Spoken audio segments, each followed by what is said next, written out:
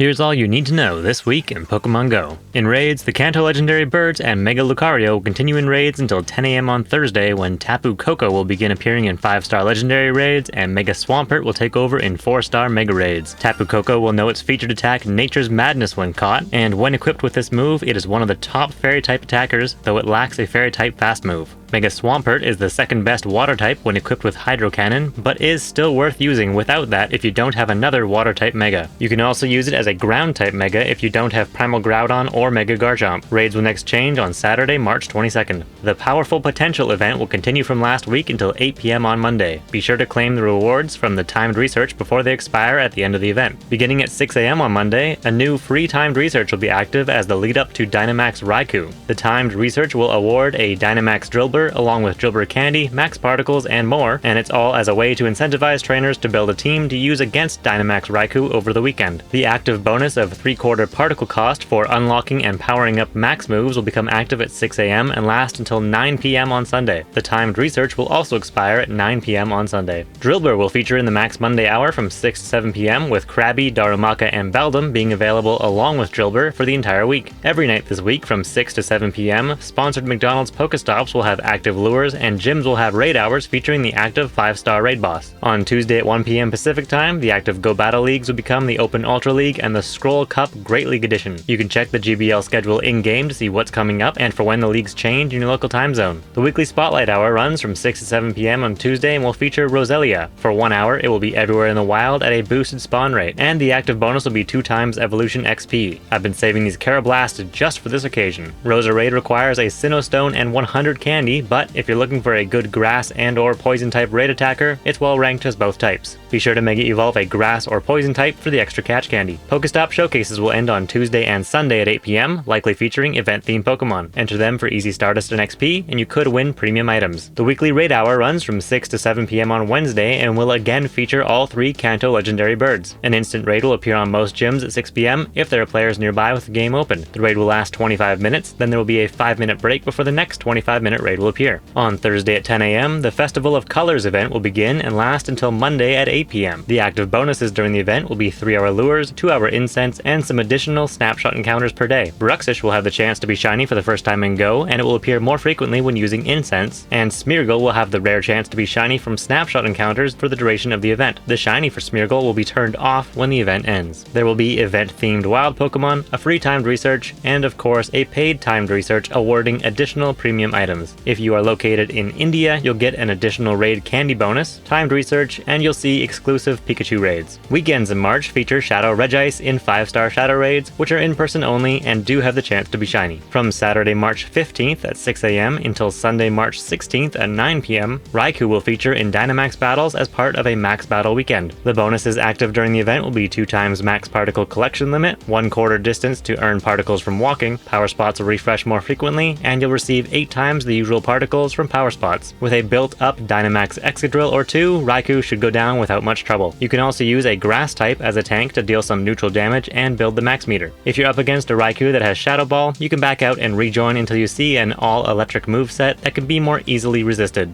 Raikou is a top electric type raid attacker, especially in its Shadow form, and does not require an elite TM to be at its most useful, plus having the ability to drop it into a power spot to earn some extra candy will be handy. And overlapping with that, from 10 AM until 8 PM on Sunday, Archen will feature in a Catch Mastery event. Details haven't yet been released for this event, so we'll take a look at the previous Catch Mastery event, which was way back in December of 2023. During that event, there was an increased chance to find shiny versions of the featured Pokemon, there was a 2 times Catch XP bonus when landing throws within the target ring, and field research tasks awarded encounters after successfully landing accurate throws. There was also a timed research which awarded 40 encounters with the featured Pokemon, and a $2 timed research for an additional 40 encounters. Assuming they don't stray too far from that formula, this should be a good chance to find shiny Archen. Unfortunately, Archeops isn't very useful. The weekend Pokestop Showcase will end at 8 PM on Sunday, while the Festival of Colors event continues until 8 PM on Monday, March 17th. The seasonal bonuses for Might and Mastery will be active until June 3rd. And that's it for the week ending Sunday, March 16th, 2025. Check the description below for links to download this calendar in full quality. And I want to say a quick thank you to the first few people who have signed up at my Patreon page. I really appreciate the support and have some bonus content in in the works that I'm looking forward to sharing soon. Now let's take a look ahead at the rest of March and see what I think is worth focusing on in the coming weeks. There are 2 new additions coming to the standard max battles, those being Chansey and Caterpie. Caterpie can likely be ignored, but Chansey is worth picking up because it could be the best tank and healer in quite a few situations. In raids, Heatran is finally returning, but it won't come with its featured attack Magma Storm. If you don't mind using an Elite TM, this is a great Pokemon to have. I regularly use one I caught last year during the Sinnoh Tour for rocket battles and raids. Mega Pinsir is also finally coming back, and from what I can tell, it's been almost 2 years since it was last in raids. I was able to scrounge together enough energy through random field research and party play rewards in order to do my first Mega Evolution of Pinsir just a couple weeks ago. For single day events, we have Totodile in a Calm Day Classic, Mega Absol in a Raid Day, and a Research Day featuring currently unannounced Pokemon. It's called the Fuzzy Buddy Research Day and could potentially be a lot of different Pokemon. Maybe it'll be some other cuddly little bears to fit in with Kubfu. If you're new to the game, Community and Raid Days are the best times to play since you can usually get a lot of candy and the Pokemon will usually have access to their best moves. So if you're in need of some water types, build a couple of Feraligators with Hydro Cannon. It's also a top Pokemon to use in the Great and Ultra Leagues. For multi-day events, Deep Depths has been announced and will feature Clauncher at a boosted shiny rate and Nickit, which is a Pokemon GO debut. The Bug Out event happens every year and features, well,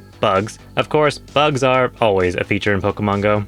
Last but not least, mark on your calendar March 18th at 6 p.m. Shelder is in the Spotlight Hour and it is a Stardust boosted Pokemon with the bonus of 2 times Catch Stardust. With a Star Piece active, you can easily clear 500,000 Stardust in the hour. Now, looking at what will be available during the whole season, the only Pokemon that jump out at me are the Kalos and Alola starters, which are available only in the Northern or Southern Hemisphere respectively. The Kalos starters will have access to their legacy moves when evolved during next year's Kalos Tour, assuming there is one, and the Alola starters had Community Days last year, which means you can evolve them during the December Community Day this year to get their legacy moves. Yes, it's a long time to wait, so just keep your best one around and tag it with Evolve later, and just build up your candy supply in the meantime. This season will end as Go Fest season begins, and we already have some news on that. There will be 3 in-person events, with a global event happening at the end of June. Klefki is usually a regional exclusive to France, Skiddo has been exclusive to the Safari Zone event so far, Volcanion will be a new mythical Pokemon you can pay for, and in the most low-key announcement ever, the crowned forms of Zacian and Zamazenta will be coming to the game. This could mean Eternatus will also feature during Go Fest since they were all data mined together and are part of the same story in Pokemon Sword and Shield. Now, to kill an extra 30 seconds so YouTube actually suggests this video, take a look at this bad boy. Somehow I've ended up with my 3rd ever Shundo and it just happens to be a white Kyurem with the merged special backgrounds. I know most people would have probably made this a black Kyurem, but the Shundo Kyurem had a white background, so to get the combined special background, I needed to use a Reshiram. I'll turn this other shiny Kyurem into the black version. And what did the other trainer get out of this trade? A Metapod from 2016. Gotta love those guaranteed lucky trades. And that's all I have for you this week. Thanks for watching, and good luck out there.